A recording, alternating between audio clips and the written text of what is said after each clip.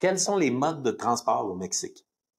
Il y a quand même un bon bouquet pour se transporter. Mais mettons, je vais vous dire les modes de transport traditionnels. Les autobus, super bien servis par, c'est principalement ADO, qui est ADO, qui est la compagnie d'autobus qui ont des allers-retours pour aller un petit peu partout dans le pays, des gros autobus confortables avec l'air climatisé. Sinon, il y a les collectivos. Donc, les collectivos, ça, c'est une minivan, à peu près 12 places, Mercedes Sprinter habituellement, puis ils font des routes prédéfinies, mais ils font à peu près toutes les routes. Donc, c'est possible de rentrer dans le collectivo, puis selon la distance que vous faites quand vous sortez, vous allez payer. C'est pas cher. Puis, si vous êtes sur une route plutôt passante, il y en a aux 5 minutes des collectivos. Donc, vous pouvez demander, tu sais, collectivo, puis ils vont vous pointer dans la direction, vous allez voir une file, vous faites juste attendre dans la file. Puis si vous êtes dans la bonne direction, le collectivo va vous apporter, puis quand vous êtes à destination, vous signifiez que vous voulez quitter, vous payez, puis vous sortez. C'est simple comme ça. C'est le moyen de transport local, je dirais. Puis même nous, notre petit terrain qui est sur la Ruta de los Cenotes, c'est qu'il n'y a pas grand-chose, mais il y a un collectivo. Il fait l'aller-retour entre Puerto Morelos, puis c'est quoi la ville?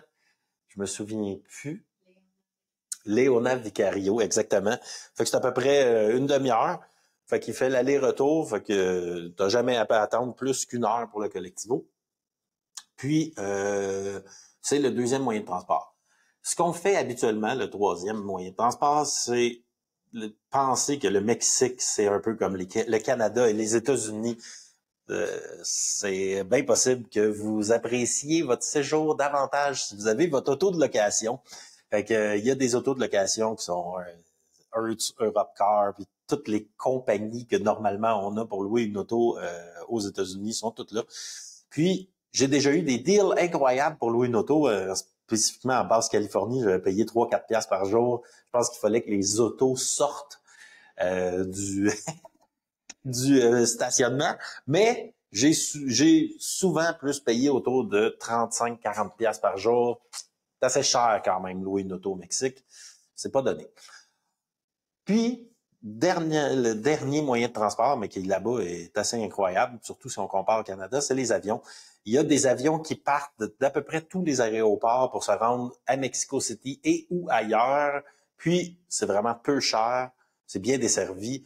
Donc, c'est facile de se rendre de Cancun à Mexico, de Mexico à Oaxaca, de Mexico à Baja. T'sais, Mexico qui est au centre du pays, la ville. Puis, elle va desservir un peu toutes les places dans le pays pour pas très cher.